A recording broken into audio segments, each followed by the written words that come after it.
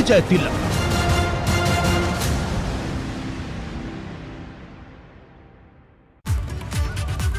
नमस्कार, आप देख रहे हैं एबीपी गंगा। मैं हूं स्नेहलता। प्रदेश 360 की शुरुआत करते हैं, जहां बात करेंगे प्रधानमंत्री नरेंद्र मोदी यूपी चुनाव से पहले कल कानपुर के लोगों को मेट्रो की सौगात देंगे। मंगलवार को अपने कानपुर दौरे पर प्रधानमंत्री नरेंद्र मोदी लगभग 12,600 करोड़ की लागत से जो बनी परियोजनाएं हैं उनका ये उद्घाटन करने वाले हैं। प्रधानमंत्री के कानपुर दौरे को लेकर तैयारियां पूरी हो चुकी हैं। पीएम मोदी करीब 10:25 पर कानपुर पहुंचेंगे। 5 घंटे तक ये पूरा कार्यक्रम है कानपुर में रहने का, और इसके बाद 3:20 पर दिल्ली के लिए रवाना हो जाएंगे। मेट्रो के लोकार्पण के दौरान पीएम मोदी मेट्रो के निराला नगर मैदान से इसे हरी झंडी दिखाएंगे और फिर आईआईटी मेट्रो स्टेशन से गीता नगर तक मेट्रो में वो सफर भी करेंगे। कानपुर मेट्रो के प्राथमिक सेक्शन में अगर बात करें तो आईआईटी कानपुर से मोती झील तक का 9 किलोमीटर का ये सफर है, जो कानपुर के लोगों को मेट्रो की सवारी करने का मौका देगा। कानपुर को मेट्रो ट्रेन की सौगात देने आ रहे प्रधानमंत्री नरेंद्र मोदी कानपुर में करीब 5 घंटे रहेंगे। मंगलवार को 5 घंटे का कार्यक्रम लेकर प्रधानमंत्री कानपुर महानगर पहुंचेंगे और सबसे पहले आईआईटी कानपुर के दीक्षांत समारोह में शिरकत करने के बाद वो मेट्रो का तोहफा देंगे। 10:25 पर वो सीधे पहुंचेंगे चकेरी एयरफोर्स स्टेशन। इसके बाद 11 बजे आईआईटी के दीक्षांत समारोह में, 12:15 बजे आईआईटी के ऑडिटोरियम से निकलेंगे और 12:25 पर आईआईटी में पहुंचकर प्रदर्शनी देखेंगे। आईआईटी कानपुर जो मेट्रो स्टेशन है वहां पर प्रदर्शनी लगाई गई है। कैसे 2 साल 1.5 महीने में शिलान्यास से लेकर लोकार्पण तक की तस्वीरें आईआईटी मेट्रो कानपुर की रही हैं और कानपुर मेट्रो ने कैसे प्रगति की है उसकी एक प्रदर्शनी लगी है, उसका उद्घाटन करेंगे आईआईटी मेट्रो स्टेशन पर। उसके बाद आगे बढ़ेंगे 12:30 बजे यानी 12:30 बजे तक आईआईटी कानपुर मेट्रो स्टेशन से गीता नगर मेट्रो स्टेशन यानी यहाँ तक पहुंचेंगे और यहाँ तक का सफर करेंगे। 12:40 पर गीता नगर मेट्रो स्टेशन पर पहुंचने के बाद 12:50 पर सीएसए विश्वविद्यालय जो पास में ही है हेलीपैड पर पहुंचेंगे और वहां से निराला नगर निकलेंगे जहां पर जनसभा को संबोधित करना है और वहां 1:20 पर पहुंचेंगे। यानी गीता नगर को देखिए आप, मेट्रो स्टेशन को भव्य रूप दिया गया है, एक भव्य होर्डिंग दिख रही है और ये तस्वीर आपको दिखाएं, ये कानपुर की तस्वीर है। कानपुर में कैसे मेट्रो ने प्रगति की है, घरों के बीच, गलियों के बीच, और कैसे मेट्रो को दौड़ाया गया। 2 साल 1.5 महीने रिकॉर्ड तोड़ टाइम में मेट्रो को अत्याधुनिक तकनीकों से सुसज्जित किया गया और बनाया गया और कानपुर वासियों को इतना बड़ा तोहफा दिया गया है। ये तस्वीरें बताती हैं। और ऐसी ही एक प्रदर्शनी आईआईटी मेट्रो स्टेशन पर लगाई गई है। आईआईटी कानपुर मेट्रो स्टेशन से गीता नगर तक का सफर प्रधानमंत्री नरेंद्र मोदी करेंगे और इसके बाद उतर करके पास में ही चंद्रशेखर आजाद कृषि विश्वविद्यालय है जहां पर हेलीपैड बना है, वहां से निराला नगर जहां पर जनसभा होनी है वहां जाएंगे और उसके बाद लोगों को संबोधित करेंगे। कानपुर से कैमरामैन पंकज निगम के साथ रतीश त्रिवेदी, एबीपी गंगा। आइए हम आपको पीएम के मिनट टू मिनट कार्यक्रम के बारे में बताते हैं। प्रधानमंत्री सुबह 10:25 पर कानपुर पहुंचेंगे और सुबह 11 बजे वो आईआईटी कानपुर पहुंचेंगे, जहां 54वें दीक्षांत समारोह में वो शिरकत करेंगे। 12:15 पर आईआईटी के ऑडिटोरियम में मौजूद रहेंगे पीएम। 12:25 पर आईआईटी कानपुर से आईआईटी मेट्रो स्टेशन वो पहुंचेंगे और 12:30 पर पीएम मेट्रो पर सवार होकर गीता नगर मेट्रो स्टेशन तक सफर करेंगे। 12:40 पर गीता नगर मेट्रो स्टेशन पर वो पहुंच जाएंगे। 12:50 पर चंद्रशेखर आजाद कृषि विश्वविद्यालय पर बने हेलीपैड पर वो पहुंचेंगे। 1:20 पर निराला नगर मैदान पहुंचने का कार्यक्रम है, जहां 1:45 पर पीएम जनसभा को संबोधित करेंगे। 3:20 पर पीएम दिल्ली के लिए उड़ान भरेंगे।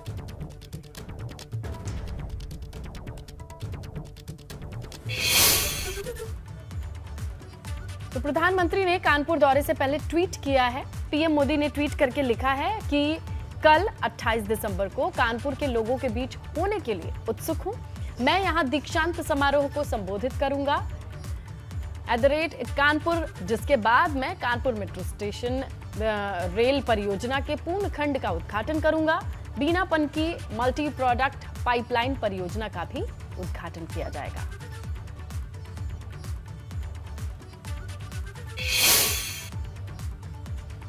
और उधर केंद्रीय गृह मंत्री अमित शाह सुल्तानपुर के दौरे पर रहेंगे, जिसकी तैयारियां पूरी हो चुकी हैं। इस दौरान अमित शाह एक जनसभा को भी संबोधित करेंगे। मंत्री के साथ डिप्टी सीएम दिनेश शर्मा, सुल्तानपुर की बीजेपी सांसद मेनका गांधी भी मौजूद रहेंगी। 2022 विधानसभा चुनाव के मद्देनजर अमित शाह का ये दौरा बेहद अहम माना जा रहा है। अमित शाह दोपहर करीब 1 बजे यहां पहुंचेंगे। बारिश की आशंका को देखते हुए वाटरप्रूफ पंडाल बनाया गया है। ऐतिहासिक कार्य माननीय अमित शाह जी ने किया है।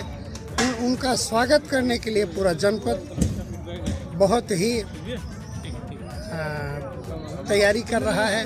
हम सब लोग रात दिन एक कर जन जन तक ये संदेश पहुंचा रहे हैं कि आपके प्रिय गृह मंत्री आपके जनपद में आ रहे हैं।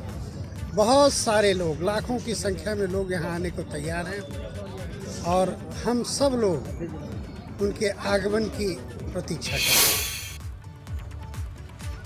वहीं गृह मंत्री अमित शाह हरदोई का भी दौरा करेंगे। इस दौरान यहां एक जनसभा को भी वो संबोधित करेंगे।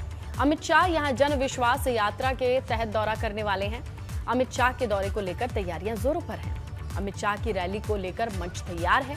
सुरक्षा की चाक चौबंद व्यवस्था है। कल 28 दिसंबर को हरदोई जिले के जीआईसी ग्राउंड में अमित शाह की रैली है। देश के गृह मंत्री की रैली में किस तरीके की तैयारियां हुई हैं, इसका जायजा हम लेते हैं। आप देख रहे हैं पीछे मंच लग चुका है और उसका डेकोरेशन अब हो रहा है।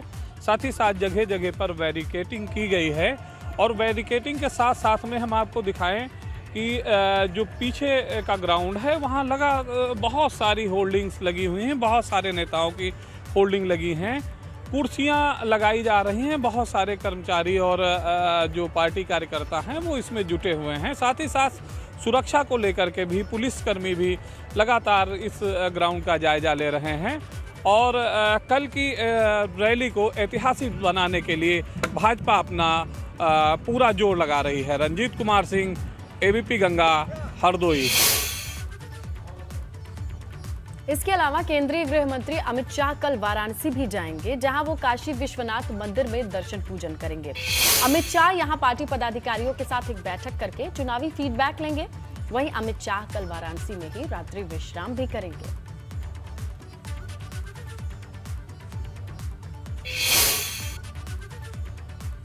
उत्तर प्रदेश विधानसभा चुनाव 2022 में जीत हासिल करने के लिए अखिलेश यादव की अगुवाई में समाजवादी पार्टी ने पूरी ताकत लगा रखी है। अपनी पत्नी डिंपल यादव के कोरोना पॉजिटिव होने के बाद कुछ दिनों तक आइसोलेशन में रहे। अब सपा अध्यक्ष अखिलेश यादव मंगलवार से एक बार फिर चुनाव प्रचार अभियान में लौटने जा रहे हैं, जिसकी शुरुआत कल अखिलेश यादव उन्नाव से करने वाले हैं। कल उन्नाव से अखिलेश यादव समाजवादी विजय यात्रा के 9वें चरण की शुरुआत करेंगे। अखिलेश कल उन्नाव के जीआईसी ग्राउंड में एक जनसभा को भी संबोधित करेंगे। उन्नाव में अखिलेश की विजय यात्रा सफीपुर, बांगरमऊ होते हुए मोहान तक जाएगी। अखिलेश हेलीकॉप्टर से करीब 11:15 बजे उन्नाव पहुंचेंगे और इस दौरे को लेकर सपा नेताओं की बात कर लीजिए, कार्यकर्ताओं की बात कीजिए तो वो तैयारियों में जुटे हुए हैं।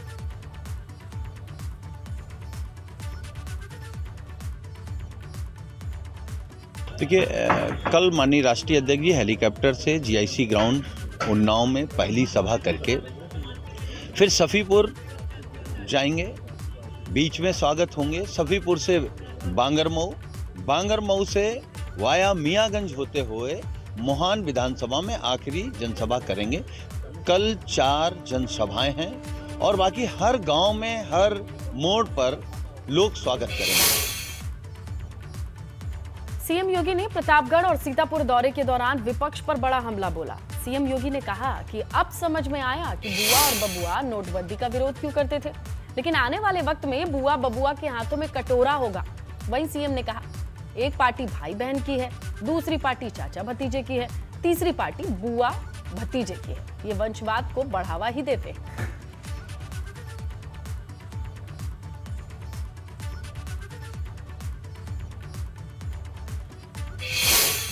ऐसे भाइयों बहनों, अब समझ में आया होगा कि बुआ और बबुआ नोटबंदी का विरोध क्यों करते थे। ये नोटबंदी का विरोध क्यों करते थे? क्योंकि प्रदेश को लूट करके इन लोगों ने अपने घरों की दीवारों में नोट को कैद करके रखे हुए थे और इनको भय था कि अगर मोदी जी इन नोटों को चलन से दूर कर देंगे तो ये लोग अपने हाथ पर पटोला रह करके घूमते रहेंगे और फिर इनको कुछ नहीं मिलने वाला है। एक पार्टी है भाई बहन की, आप समझ गए होंगे।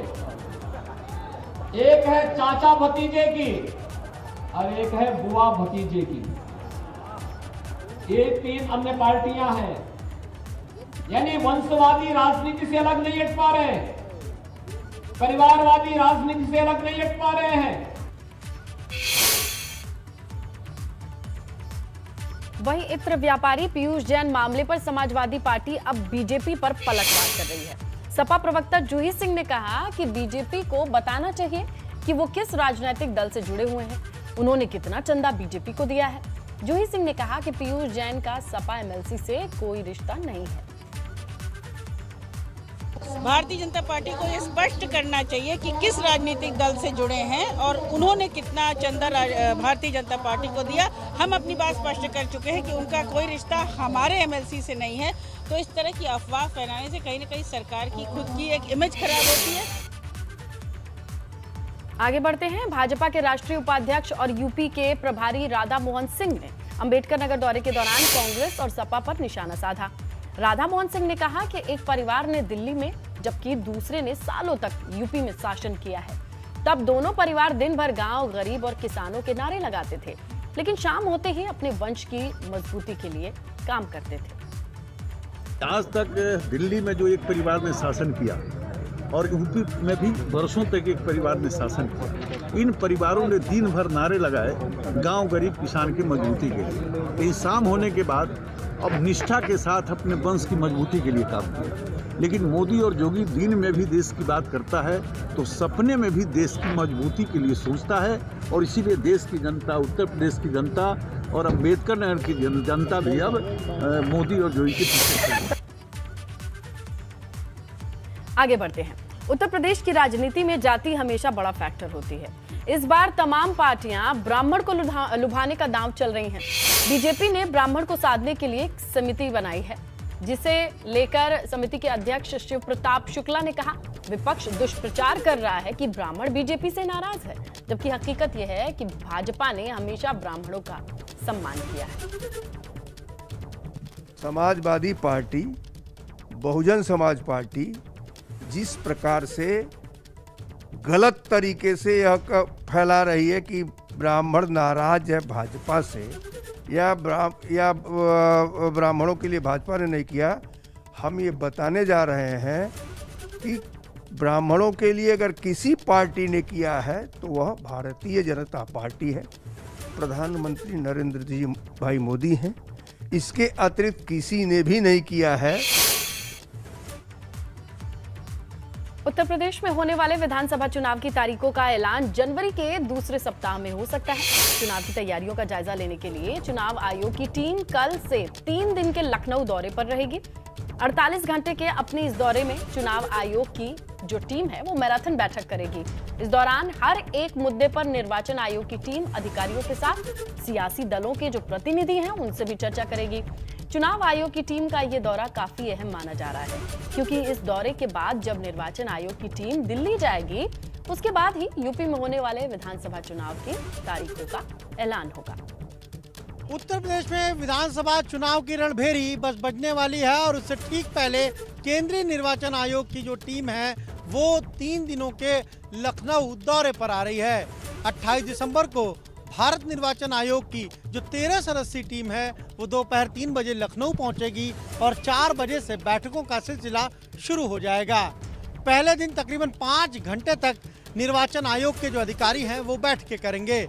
सबसे पहली बैठक जो है वो जो पॉलिटिकल पार्टियां हैं उनके जो प्रतिनिधि हैं उनके साथ होनी है और वो बैठक कहा जा रहा है कि जो योजना भवन है वहां पर होगी। उसके बाद जो डीएम है, जो नोडल अफसर हैं, उनके साथ एक बैठक होनी है जो 7 बजे शाम से शुरू होकर रात 9 बजे तक चलेगी। इस लखनऊ दौरे के बाद उत्तर प्रदेश में चुनाव की तारीखों का ऐलान हो सकता है। कैमरा मेहदी हसन के साथ अनुभव शुक्ला, एबीपी गंगा, लखनऊ। आम आदमी पार्टी किसानों को अपने पक्ष में करने के लिए कोई कोर कसर नहीं छोड़ना चाहती है। आम आदमी पार्टी के राज्यसभा सांसद संजय सिंह गाजियाबाद के लोनी पहुंचे, जहां उन्होंने 5 साल से मुआवजा बढ़ाने की मांग को लेकर धरना दे रहे किसानों से मुलाकात की और कहा कि उनकी पार्टी किसानों के समर्थन में खड़ी है। दरअसल गाजियाबाद के लोनी में आवास विकास ने कई गांवों की जमीन को आवासीय योजना के लिए अधिकृत किया था, मगर मुआवजा दिया, लेकिन मंडोला समेत 6 गांवों के किसान भूमि अधिग्रहण नीति के खिलाफ आगे बढ़े। मुआवजे के लिए पिछले 5 साल से वो धरना प्रदर्शन कर रहे हैं। लोनी के किसानों का जो आंदोलन चल रहा है, ये 5 साल से चल रहा है। 5 साल से भी ज़्यादा का वक्त हो गया और सरकार को बहुत सारे मांग पत्र दे चुके। मैंने चिट्ठियां लिखी, पार्लियामेंट में भी इनका मसला उठाने की कोशिश की, लेकिन सरकार सुनने के लिए तैयार नहीं है। जबकि ये एक जायज़ मांग को लेकर बैठे हुए हैं। 2013 के भूमि अधिग्रहण कानून के मुताबिक इनको मुआवजा दिया जाए, वो कानून का पालन किया जाए। ये तो मेरे ख्याल से कोई नाजायज बात नहीं है।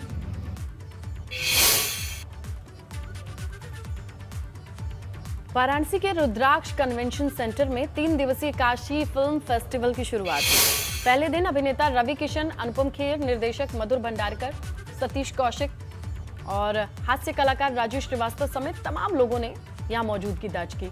माना यह जा रहा है कि फेस्टिवल की शुरुआत आने वाले दिनों में पूर्वांचल के लिए सौगातों से भरी होगी। वहीं कार्यक्रम के दूसरे दिन हेमा मालिनी भी वहां मौजूद रहीं।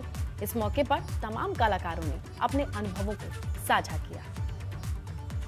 भारतीय जनता पार्टी में हर बिरादरी के लिए चिंतन किया जा रहा है। तो अगर ब्राह्मण कहीं पर लग रहा है कि कोई नाराज है या खफा है, या कहीं ब्राह्मण हमेशा भारतीय जनता पार्टी के साथ रहा है, ब्राह्मण हमेशा राष्ट्र के साथ रहा है, ब्राह्मण हमेशा तिरंगे के साथ रहा है। जो भी राष्ट्र का, प्रभु राम का सोचेगा, जो भी सनातन धर्म का सोचेगा, धर्म की रक्षा करेगा, ब्राह्मण उन्हीं के साथ रहेगा और भारतीय जनता पार्टी वही कार्य कर रही है। नया साल जैसे करीब आ रहा है, उससे पहले देवभूमि पहुंचे सैलानियों के चेहरे खिल उठे हैं। उत्तराखंड में बर्फबारी लगातार चल रही है। रुद्रप्रयाग हो, जोशीमठ हो, उत्तरकाशी हो, पहाड़ी इलाकों में जमकर बर्फबारी हो रही है और न्यू ईयर से पहले जो सैलानी यहां पहुंच रहे हैं, उनका जश्न मानो दोगुना हो गया हो। इसीलिए देश भर से सैलानी नए साल के जश्न के लिए उत्तराखंड पहुंच रहे हैं। उत्तराखंड के पहाड़ी इलाकों पर लगातार बर्फबारी है।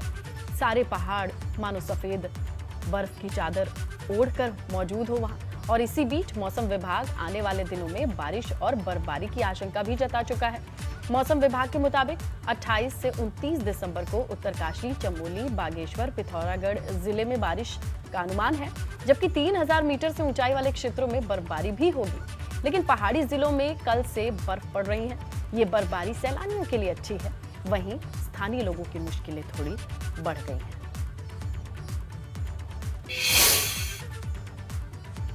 तो देवभूमि में इन दिनों जबरदस्त बर्फबारी हो रही है, जिससे पहाड़ों पर ठंड और ज्यादा बढ़ गई है। जोशीमठ की आप बात करें तो रात में हुई भारी बर्फबारी के बाद आज सुबह नजारा कुछ ऐसा था, मानो देवभूमि में हिमयुग लौट आया हो। जोशीमठ की तस्वीरें हैं ये, बद्रीनाथ धाम, ओली। आप देखिए इन तस्वीरों को। कुदरत का बेहद खूबसूरत नज़ारा पर्यटकों को आकर्षित करता है, लेकिन यहाँ के जो रहवासी हैं उनकी थोड़ी मुश्किलें ज़रूर बढ़ जाती हैं।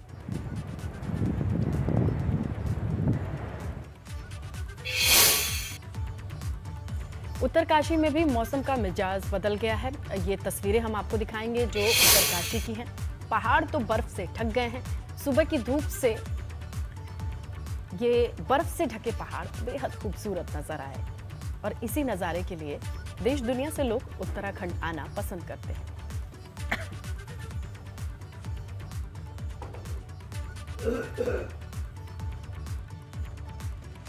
मैं उत्तराखंड का इस जगह पे आके बहुत, यहाँ का मौसम इतना अच्छा है। बहुत पहले तो मेरा डाउट था, इतना हम लोग तो वहाँ कोलकाता में हम लोग का बहुत गर्मी, ठीक है ना, तो विंटर हम लोग का आता है 1 महीना 1.5 महीने के लिए, वो भी बहुत कम। हाँ, फिर भी हम सोचा जी इतना ठंडी में हम लोग कैसे जाएंगे। तो यहाँ का वातावरण इतना अच्छा है, माइनस में चल रहा है, फिर भी अच्छा लगता है कि यहाँ का हॉस्पिटलिटी हॉस्पिटैलिटी कहे तो यहाँ का ही, हाँ, बरसोई का हॉस्पिटैलिटी इतना अच्छा है, यहाँ का आदमी लोग इतना अच्छा है। तो उत्तरकाशी के दूर दराज इलाकों में भी बर्फबारी हुई है। दूर से घूमने आए जो पर्यटक हैं वो हर्षिल, मुखबा, चौरंगी जैसी जगहों पर बर्फबारी का जमकर लुत्फ भी उठा रहे हैं। पर्यटकों के पहुंचने से होटल व्यवसायियों के चेहरे खिल गए हैं। मां गंगा का शीतकालीन प्रवास है मुखबा, जहां सीजन की दूसरी बर्फबारी हो रही है।